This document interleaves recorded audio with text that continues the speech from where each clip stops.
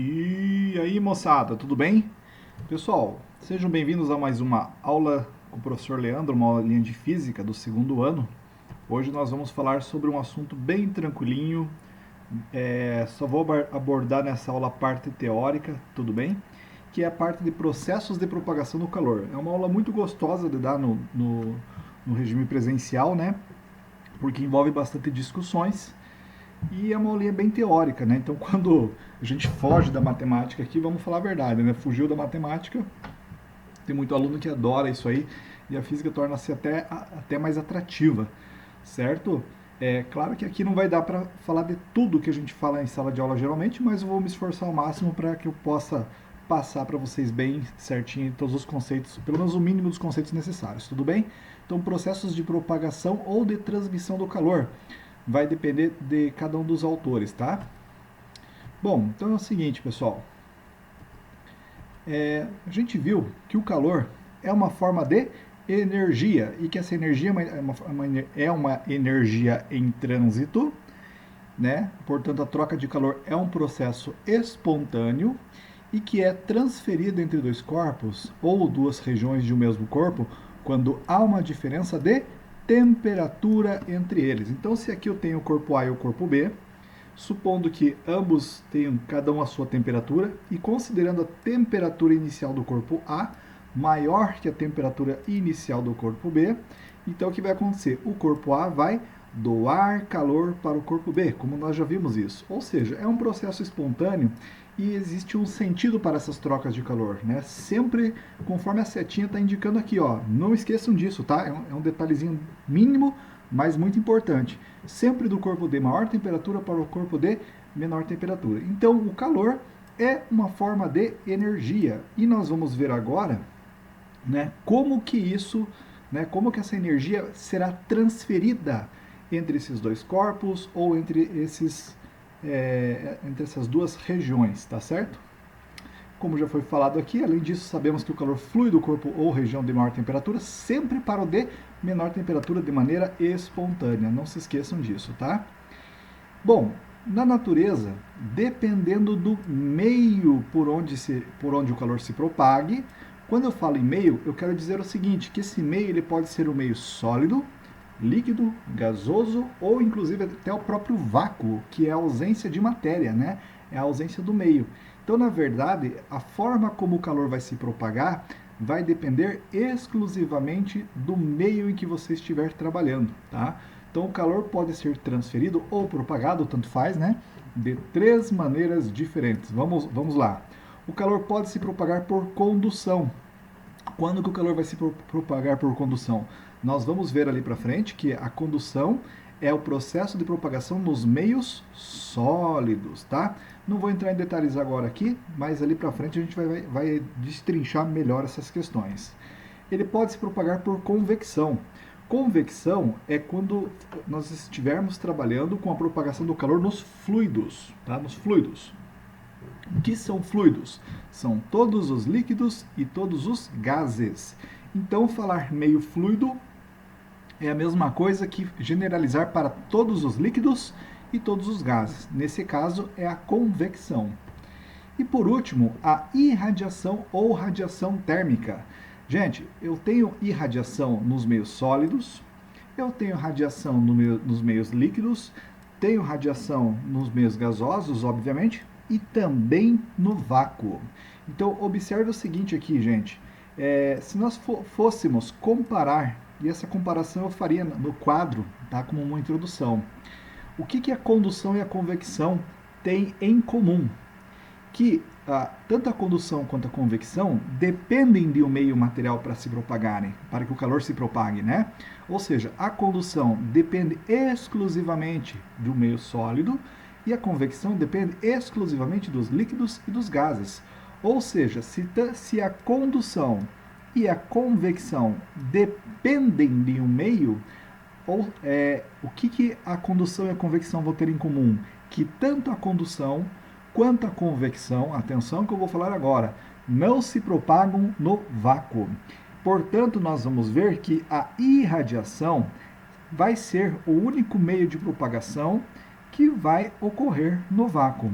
A irradiação também vai ocorrer nos meios sólidos, nos líquidos e nos gases, desde que esses meios permitam a passagem da irradiação, né? Ou seja, desde que esses meios, sólidos, líquidos ou gasosos, sejam transparentes à passagem da irradiação térmica, tá? Mas de antemão é isso então. A condução e a convecção são processos que não se propagam no vácuo. Logo, a irradiação, nós veremos ali adiante, que será o único processo que se propaga no vácuo. Então, pessoal, o que nós faremos agora é estudar, né, cada um desses meios de uma vez só, certo? Começando aqui pela condução térmica. Vamos lá, então. O que é a condução, então? Então, a condução é o processo... Deixa eu só mudar aqui para marca-texto. A condução é o processo de transferência de calor que ocorre com exclusividade nos meios sólidos, como já foi falado. Nós vamos ver que esse processo é um processo que ocorre molécula a molécula deste meio sólido através das colisões entre elas, consequentemente, sem que ocorra transporte de matéria. Gente, o que nós temos aqui nesse desenho inicial aqui? Nós temos uma barrinha de ferro e repare que somente uma das extremidades dessa barra de ferro está exposta ao calor. Nós sabemos do dia a dia que, tudo bem, eu só vou colocar essa ponta dessa barra exposta ao calor, mas se eu ficar por um longo período de tempo, segurando do jeito que eu estou segurando aqui, pela outra extremidade, daqui a pouco eu vou queimar os meus dedos. Por quê? Porque o calor ele vai se propagar ao longo desta barra, né, por toda esta barra, e o calor vai chegar até essa outra extremidade da barra, como eu falei, e com isso eu vou queimar os dedos. A questão é essa, como que o calor se propaga por aqui, certo? Então vamos lá. Então, gente, consequentemente, se a condução depende de um meio material, que meio material é esse mesmo? Se é uma barra de ferro, esse meio é um meio sólido. Logo, a condução é um processo que não ocorre no vácuo de maneira alguma. Anotem isso no rodapé do caderno de vocês, tá? A condução não ocorre no vácuo. Vamos entender de maneira mais aprofundada o que acontece durante a condução. E qualquer coisa eu até retornarei depois nessa primeira definição que eu mostrei para vocês ali. Gente, analisando a mesma barra, só que ela de maneira um pouco mais ampliada, então o que nós temos aqui? Ó? Nós temos essa extremidade exposta ao calor, e eu vou deixar ela aqui por um período de tempo. É como se você fosse ajudar o seu pai num churrasco, né? O seu pai colocasse os espetos lá no fogo para dar uma esquentada, como a gente diz no dia a dia, né? Para matar as bactérias, os micro-organismos, etc e tal, né? Não sei se isso realmente acontece, mas vamos supor que a gente estivesse fazendo isso. E eu esquecesse essa barra, esse espeto de churrasco lá no fogo. Se esse espeto não tiver aquele cabinho de madeira para proteger a sua mão do calor, aí você, se descuidou, vai lá e pega nessa extremidade aqui, ó, né? Você com certeza vai sentir que vai estar quente, inclusive poderá queimar a sua mão. Isto mostra, né, o fato desse outro lado estar quente, mesmo sem ele estar sendo exposto ao fogo, mostra que o calor se propagou ao longo dessa barra inteira. Bom, como que isso acontece então? Para nós entendermos a condução, primeiro de tudo, é um processo microscópico, como nós já trabalhamos com tantas coisas, né, aqui na termometria, na calorimetria, né? Então, para nós entendermos a condução, nós temos que analisar o que ocorre com as moléculas e átomos do material que constitui essa barra aqui, ó, certo? Então, vamos para essa figura aqui ao lado. Então, quando eu exponho essa extremidade aqui, ó, da barra, somente essa extremidade ao fogo, a gente sabe que termodinamicamente falando, né, e microscopicamente falando, os átomos desse material, ao absorverem o calor, eles vão sofrer um aumento no seu grau de vibração. E esses átomos começam a vibrar, vão vibrando cada vez mais. Deixa eu até mudar aqui um pouquinho para a ponteira. A ponteira vai me ajudar agora. Então imagine que a pontinha da minha ponteira seja o átomo que está ali recebendo calor. Essa ponteira começa a vibrar e vai vibrando cada vez mais. Repare que quando ela vibra, ela ocupa um espaço maior internamente nesse material, na estrutura desse material. Causa também a dilatação térmica, que nós já vimos lá atrás, certo? Porém, quando ela vibrar, ela vai acabar batendo no átomo que está aqui ao lado. Esse átomo, por sua vez, vai receber este choque ou esta colisão e vai começar a vibrar também, mais intensamente. E que, por sua vez, vai bater no átomo vizinho, esse vai receber os choques, as pancadas, vai começar a vibrar mais intensamente também e vai bater contra o seu átomo vizinho. Ou seja, como diz o texto, como disse o texto lá atrás, está aqui, ó, molécula a molécula. Gente, se nós fizéssemos a comparação, imagine que cada átomo desse fosse aquele brinquedinho, o João Bobo, e que eu venho no primeiro aqui, ó, e eu começo a golpear este primeiro. Lembrando que do ponto de vista da física, da termodinâmica, o choque, a colisão é transferência de energia. Claro, neste caso, um murro, né, seria energia mecânica, tudo bem? E aqui nós estamos falando de energia térmica. Mas a ideia é essa. Quando esse primeiro João Bobo começar a balançar bastante, é claro que ele vai bater do João Bobo que está aqui do lado. O João Bobo do lado recebe essas colisões, ou seja, recebe esta energia, né? E vai começar a vibrar também. E assim, sucessivamente, molécula a molécula ao longo de todo o meu material aqui. Ou seja, é dessa maneira, tá? Molécula a molécula que o calor vai se propagar. Porque após um certo tempo, todos os átomos e moléculas vão sofrer um aumento no seu grau de vibração, de agitação, né? E nós sabemos que aumentando a energia interna, aumentando o grau de vibração, consequentemente, né, nós vamos observar um aumento de temperatura. Então vamos ler o que está escrito aqui, que é basicamente o que eu falei, né, de maneira resumida. As moléculas, as primeiras moléculas aqui, ó, em contato à chama, absorvem calor. Lembrando que calor é uma forma de energia e por isso passam a vibrar mais intensamente. Este aumento no movimento vibratório, molecular, faz com que a energia térmica seja transferida molécula a molécula, como eu expliquei aqui, né, enfaticamente.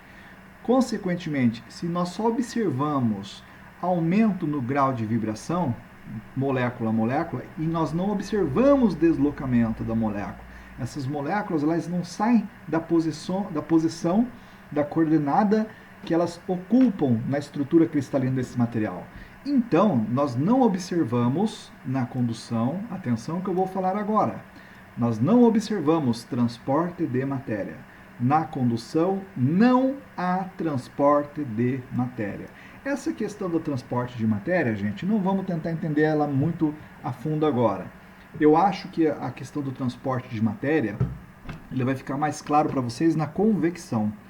Então, o que eu aconselho agora é o seguinte, só decorem o seguinte, que na condução não há transporte de matéria, como está dizendo aqui, certo? É por isso, então, que, vamos voltar na definição, a condução é o processo de transferência de calor que ocorre nos meus sólidos, exclusivamente, molécula a molécula, através das colisões entre elas. Então, gravem isso, sempre que tem choque, o choque para a física é transferência de energia, sem que ocorra transporte de matéria. Por isso, mais uma vez, enfatizando, a condução ela não ocorre no vácuo.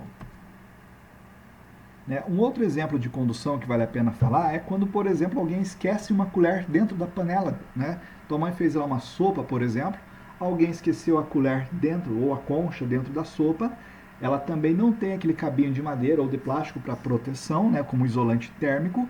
Você, né, desavisado, vai lá, né, tá, desatento e pega nessa colher. Se ela ficou um bom tempo ali dentro, com certeza você vai queimar a mão pelo cabo que está fora da panela. Isso mostra que a condução ela ocorre, tá? Só para fecharmos aqui, e a rapidez com que a energia é transferida diferencia os condutores dos isolantes térmicos. Então, os condutores são materiais que têm facilidade em conduzir calor. Eles são maus isolantes, né? Então, os condutores transferem rapidamente o calor, esquentam rápido, né?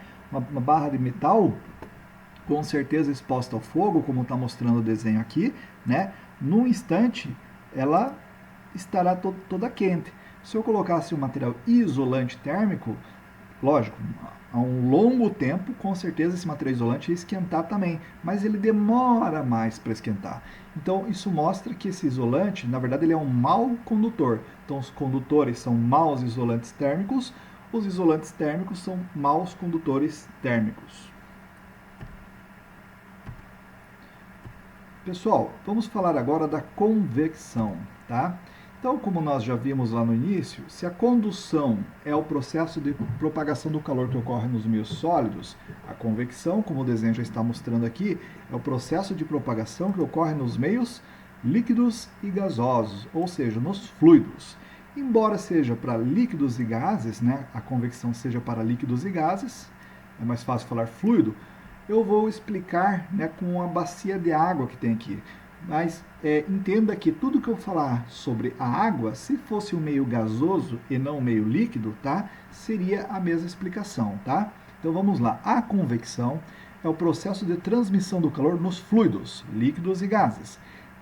Neste ao contrário dos sólidos da condução, aqui na convecção ocorre transporte de matéria e energia. Isso devido à diferença de densidades entre o fluido quente e o fluido frio. Como assim? Então, imagine que eu pego essa panela de água, a princípio a temperatura da água é a mesma, e levo ela ao fogo, tudo bem? Levo ela ao fogo. Bom, é normal, totalmente normal, que essa porção de água do fundo aqui esquente antes que a porção de água próximo à superfície. Claro, né, essa porção de água, gente, vou falar massa de água, né, que é o mais correto. Essa massa de água, vamos chamar de massa de água M1. Como ela está mais próxima ao calor, ela vai esquentar antes do que essa outra massa de água que está aqui. Vamos chamar de massa de água M2. Certo? Atenção agora. Eu não coloquei aqui, mas eu coloquei ele para frente. Eu vou avançar um pouquinho e eu já volto só para mostrar uma coisa para vocês aqui, tá? É normal, no caso de líquidos e gases, isso daqui, ó, a densidade. A densidade é a massa pelo volume. Então, é normal, no caso de líquidos e gases, quando eles esquentam, eles ganharem volume. A massa do líquido ganhar volume. Gente, uma mesma massa de líquido ou gás mais quente, ela se expande, ela ganha volume. Matematicamente falando, qual é a relação entre densidade e volume? Como a densidade está no numerador, o volume está no denominador, densidade e volume são inversamente proporcionais. Logo, se uma massa de água ou gás está quente e ela ganhar volume, ela vai ficar menos densa. Então, guardem isso. Mais volume, menor a densidade. Se o volume fosse menor, a densidade seria maior. Guarde essa informação, anote no cantinho do caderno aí, tá? Densidade e volume são inversamente proporcionais, porque isso vai ser importante para nós entendermos o conceito aqui. Consequentemente, vamos voltar aqui então, densidade é massa por volume. Quando essa massa de água M1 esquentar antes que a massa de água M2, que é a massa de água fria, o volume dela vai ser maior, porque ela vai expandir. Logo, essa porção de água vai ficar menos densa. Gente, vou falar de forma errada isso, mas ajuda a entender. A densidade é como se fosse um peso. Então, se é menos denso, é mais leve. Qual é a tendência do que é mais leve? A tendência é subir. Então, a tendência é que essa massa de água suba. Quando ela sobe, ela derruba, entre aspas, a massa de água que está mais gelada. Mais gelada, o volume é menor, a densidade é maior. Aqui um dedo de densidade e a setinha para cima, tá? Embora ficou feio ali. Mais denso é como se fosse mais pesado. E o mais pesado vai cair, vai descer. Então, vamos lá. A água quente é menos densa, ela sobe. A água fria é mais densa e ela desce. Dali a um tempo, essa água fria que desceu vai esquentar e vai tender a subir novamente. Aquela que tinha subido esfriou um pouquinho com o ambiente e vai tender a descer. E esse ciclo ele vai ocorrer aqui constantemente. Logo, você vai observar uma movimentação da água. Essa movimentação nós chamamos de correntes de convecção. É quando no nosso dia a dia, vamos supor, você vai lá cozinhar um ovo e você escuta, né, na leiteirinha lá que você colocou o ovo e a água, você escuta um blulô, blulô, blulô, blulô. Esse blulô, blulô, blulô, blulô é a convecção da água. É a água, né, movimentando-se no interior do recipiente que a contém. Gente, só reforçando, se fosse um gás ao invés de um líquido, a situação, a explicação seria a mesma, tá? Portanto, vamos voltar aqui, ó. A convecção, por tudo isso que eu falei, né? É o processo de transmissão do calor nos fluidos. Neste ocorre transporte de matéria. Entenderam então por que aqui há transporte de matéria e na condução não? Por que aqui há transporte de matéria? Porque a massa de água quente vai subir, a massa de água fria vai descer. Então você vê porção de água, você vê a movimentação da água. Essa movimentação da água aqui dentro caracteriza um transporte de matéria. E quando a massa de água quente sobe, ela leva com ela o calor, que no caso o calor é energia. Por que isso acontece? Essa movimentação da água ocorre devido à diferença de densidades entre o fluido quente e o fluido frio. Lembrando que o fluido quente ele é menos denso e o fluido frio ele é mais denso, né? O fluido quente aqui embaixo, ó, tá bem? Então é por uma diferença de densidades que você tem as correntes de convecção nos líquidos e nos gases. Essa convecção explica a formação dos ventos e das brisas marítimas e terrestres que nós vamos falar lá para frente, tá? E consequentemente, então, se a convecção ela depende do meio líquido ou gasoso, aqui deveria ser convecção, tá, pessoal? Me desculpem da falha, eu vou até riscar aqui.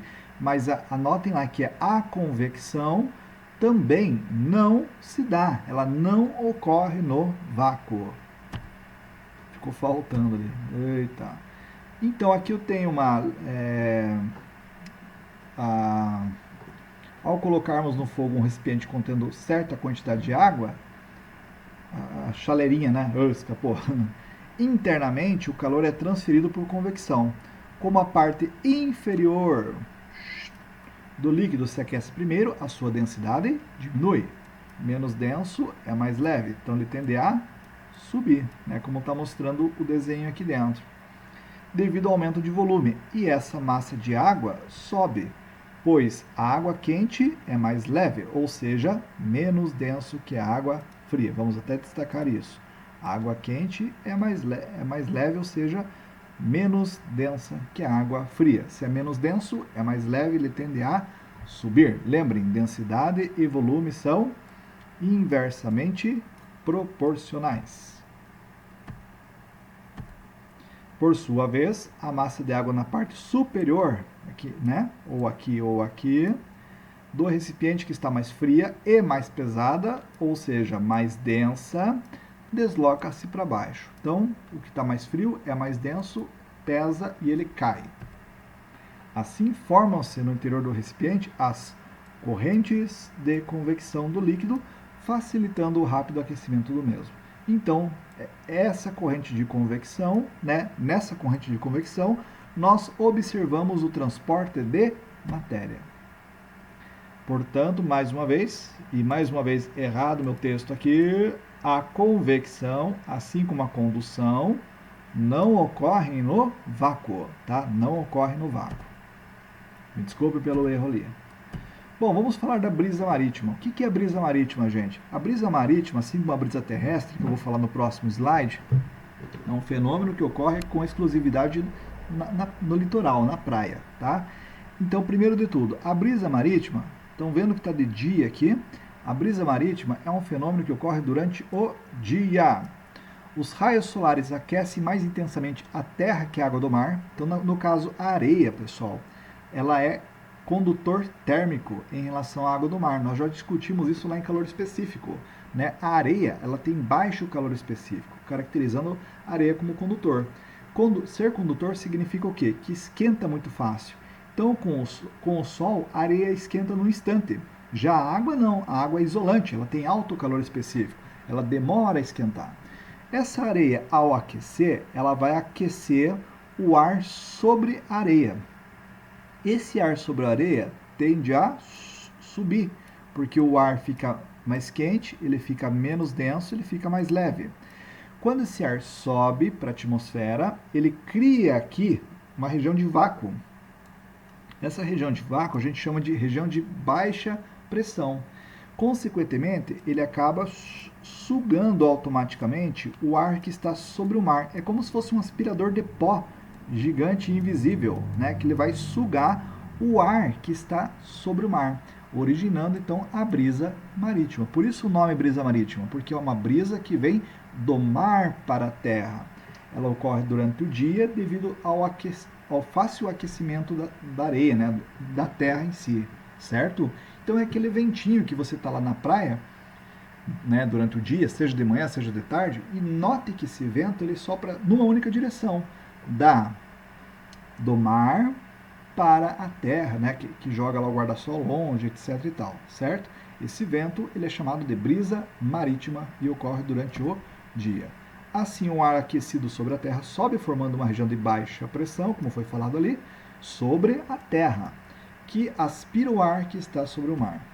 Então o vento sopra do mar para a terra e a brisa marítima ocorre durante o dia. E a brisa terrestre, ou também chamada de brisa continental, é o contrário de tudo que eu falei. Ou seja, durante a noite o processo se inverte. Como assim? A água, lembra que eu falei que a água era um isolante térmico que demora a esquentar? Então a água ela também demora a esfriar. Então durante a noite a areia está tá gelada, né? A areia, o sol se põe lá, no mesmo instante ela gela, tá? A água não, a água mantém quentinha. E durante a noite vai ocorrer o processo de resfriamento da água. Enquanto a água estiver resfriando, ela vai esquentar o ar sobre a água. Logo, o que vai acontecer? Esse ar quente sobre o mar, ele vai ficar menos denso e esse ar vai subir, certo? Criando aqui uma região de baixa pressão, um vácuo. Então agora veja, durante o dia, essa região de baixa pressão é sobre a Terra. À noite, que é a brisa terrestre, a região de baixa pressão é sobre o mar. Como fica um vazio aqui, fica um vácuo, esse vácuo, como se fosse um aspirador de pó gigante também, ele suga o ar sobre a Terra, criando então a brisa terrestre. Portanto, a brisa terrestre é um forte vento que vai soprar é um forte vento que vai soprar da terra para o mar, empurrando o barco mar adentro, tá? Então a terra se resfria mais rapidamente do que a água do mar, o ar sobre a água do mar está mais quente e menos denso.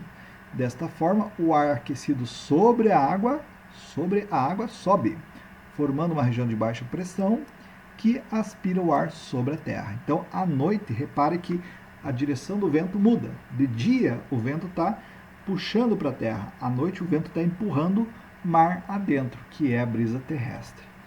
Logo, o vento, nesse caso, sopra da terra para o mar. Então, aqui eu tenho um esqueminha mostrando bem isso. Ó. De dia, criou a região de baixa pressão na terra, ele suga o ar e o ar vai fazer esse movimento aqui, ó, tá?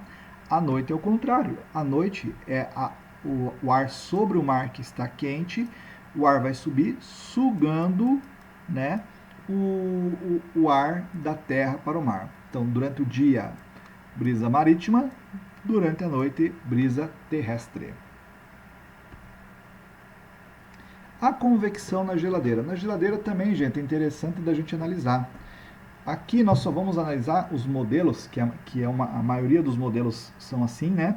Em que o congelador está na parte de cima, tá? Não vamos falar daquele caso em que o congelador fica na parte de baixo. Então, pessoal, aqui a questão é essa. Por que o congelador ficar na parte de cima, não na metade ou aqui embaixo, certo? Mesma coisa, numa geladeira que tenha o congelador na parte de cima, também podemos entender as correntes de convecção. O que vai acontecer? O ar frio, que é mais denso, ou seja, mais pesado que o ar quente, é produzido no congelador. E naturalmente, esse ar frio, se ele é mais denso, vamos fazer o maisinho aqui, ó, mais denso, ele vai descer.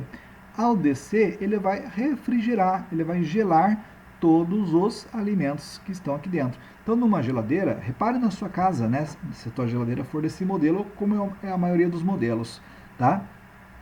O ar frio, ele não é produzido aqui no meio, na parte interna da geladeira. Todo o ar frio é produzido no congelador. Por quê? Porque é um processo natural. Não tem a necessidade de produzir ar frio aqui, nessa região central da geladeira. Produz só lá em cima. Por quê? Porque é física, né? É natural, né? Já que o ar frio ele é mais denso, é natural o ar frio descer. E com isso, refrigerar todos os alimentos. Bem, a gente está todo o tempo abrindo e fechando a porta da geladeira, abrindo e fechando. Entra ar quente. Esse ar quente, ele vai subir. Ao subir, ele vai... Né, vamos pegar o segundo desenho agora aqui. Ele vai encontrar o congelador. Esse ar quente vai perder calor, ou seja, vai se tornar um ar frio. E o ar frio vai descer, como ele está mostrando aqui, refrigerando o alimento. Ou seja, como você tem a circulação do ar aqui dentro, você tem também as correntes de convecção. É por isso que nas geladeiras mais antigas, as prateleiras elas eram feitas de grades e grades vazadas. Porque essas grades, né, que às vezes a gente até derrubava o leite lá sem querer e a mãe ficava louca de brava. Essas grades servem para facilitar a corrente de convecção dentro da geladeira. Desse modo, observamos a circulação do ar dentro da geladeira, ou seja, as correntes de convecção. Então, gente, aqui eu falei dos dois exemplos mais clássicos da convecção, que são as brisas marítimas e brisas terrestres, e da circulação, né, da circulação do ar quente e do ar frio dentro da geladeira. Vamos para o terceiro e último processo de irradiação, e que é até mais simples de explicar, vocês vão ver só. Gente, irradiação térmica. Ao contrário do que nós vimos na condução e na convecção, este processo, já vou adiantando para vocês, ó, ele não depende de um meio material para que ocorra. Ou seja, esse processo é o único processo, vou até adiantar isso para vocês, ó, é o único processo de transferência de energia, ou seja, de calor, que pode ocorrer no vácuo. Então, é assim que o calor se propaga do Sol até a Terra, por exemplo, né? E para os demais planetas e para todo o sistema solar. Ou seja, o calor se propaga do Sol à Terra por ondas chamadas de ondas eletromagnéticas. Nós temos vários tipos de ondas eletromagnéticas. Nós temos ondas eletromagnéticas na TV, no rádio, micro-ondas, né? Raio-X, raio gama e etc. Tá? Já esse tipo, a luz visível é uma onda eletromagnética, certo? No caso, a onda eletromagnética específica que propaga o calor é a chamada onda raios, né, raios ou ondas de infravermelho, tá? Então essas ondas eletromagnéticas se propagam no vácuo, se propagam nos meios sólidos, por exemplo, se eu pegar um vidro transparente, o calor não passa por ele, se propaga nos líquidos, a água de uma piscina, do mar, do rio não esquenta, né? E nos meios gasosos, obviamente, ó, nós estamos, né, imersos no meio gasoso que é a atmosfera, né? Que são os gases da nossa atmosfera, e tem calor passando pela gente aqui. Então, a irradiação ocorre nos sólidos, nos líquidos e nos gases, desde que esses meios sejam transparentes. Quando eu falo transparentes, é que eles permitam a passagem do calor. E também ocorre no vácuo. E é assim que o calor do Sol chega até nós, né, até aqui a Terra. Lembrando que no espaço, todas as ondas eletromagnéticas se propagam com a mesma velocidade de propagação da luz, que nós representamos pela letra C. Ou seja, no espaço, né, o calor, né, assim como qualquer onda eletromagnética, se propaga com uma velocidade de 3 vezes 10 a oitava metros por segundo, ou seja, 3 milhões de metros por segundo, né, esse oitavo aqui. Ou 3 vezes 10 a quinta quilômetros por segundo, que são 300 mil quilômetros por segundo. Na irradiação, temos apenas o transporte de energia, sem que ocorra necessidade de um meio material. Gente, lembrando que qualquer onda, ela só transporta energia, tá? Essa é uma pegadinha. Onda não transporta matéria. O calor do Sol ou que recebemos de uma lareira chega até nós através de ondas eletromagnéticas, portanto, irradiação. Então tá aqui ó, o calor do Sol. Se eu aproximar minha mão, não colocar na parte de cima, se eu colocar minha mão na parte de cima, eu vou sentir a massa de ar quente, aí eu vou queimar minha mão aqui por convecção. Se eu aproximar lateralmente, como está mostrando o desenho aqui, ó, eu vou sentir o calorzinho dessa fogueira, não vou? Então aqui, né, nessa posição que a mão está, a propagação do calor é por irradiação.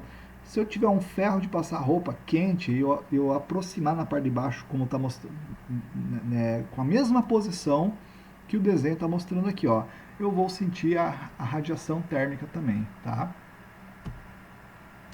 E para a gente quase finalizar essa aula, pessoal, vamos falar aqui por último sobre a garrafa térmica, também conhecida como garrafa de James Dewar. A garrafa térmica, pessoal, ela foi inventada há mais ou menos aí um século e é um recipiente adiabático. O que é um recipiente adiabático? É um recipiente que impede a troca de calor. Tá, professor, mas qual que é a vantagem, qual que é o legal de estudar a garrafa térmica? Porque este é o único dispositivo que impede a propagação do calor pelos três processos.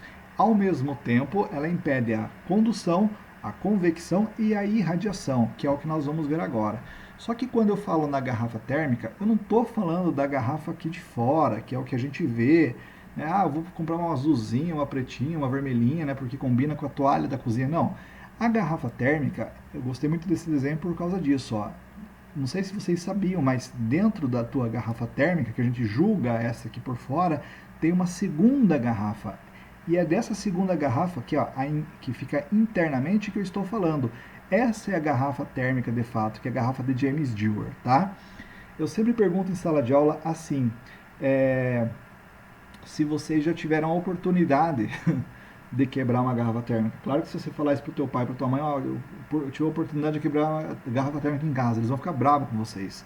Mas quando eu falo a oportunidade é pelo seguinte, só quebrando mesmo para ver, né? Então se quem já quebrou, lembre lá, quem nunca quebrou no dia que acontecer, né, por um acaso, obviamente, pare para observar.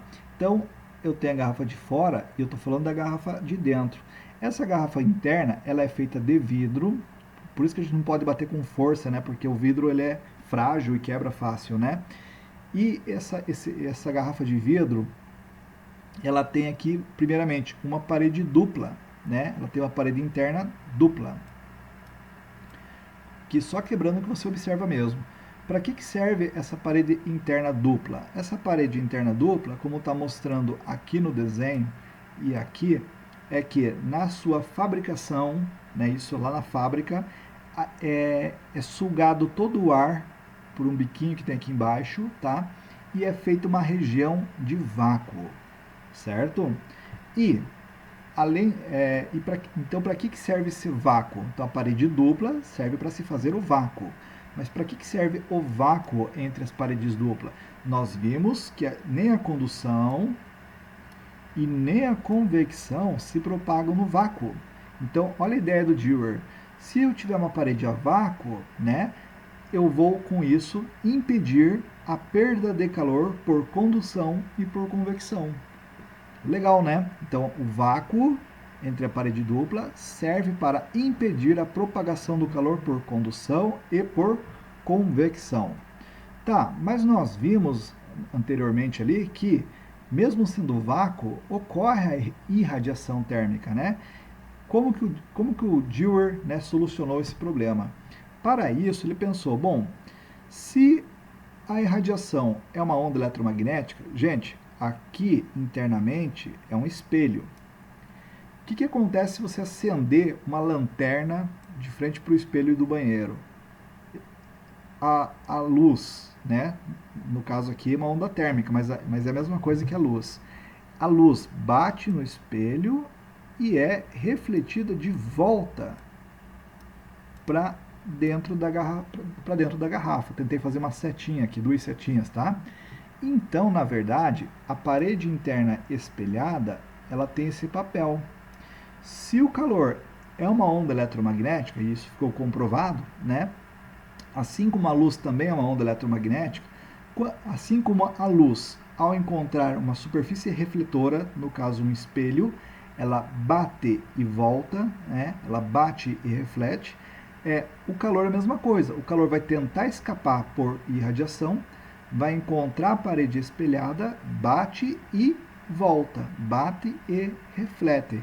E com isso o calor vai ficar armazenado aqui dentro. Ou seja, a parede interna espelhada serve para impedir a perda de calor por irradiação. Ou seja, dessa maneira, então, James Dewar conseguiu solucionar esse problema, né? Como impedir ao mesmo tempo a troca de calor pelos 3 processos: condução, convecção e irradiação. Certo, pessoal? Gente, então, deixa eu ver se tem mais alguma coisa. Não, é isso mesmo. Espero que vocês tenham gostado da aula. Eu preparei uns exercícios para vocês, certo? Vamos conversando durante a semana e qualquer dúvida estou à disposição. Muito obrigado, né, pela participação, por vocês assistirem a aula e qualquer coisa estou à disposição. Um forte abraço, continue se cuidando. Até a próxima semana. Tchau, tchau.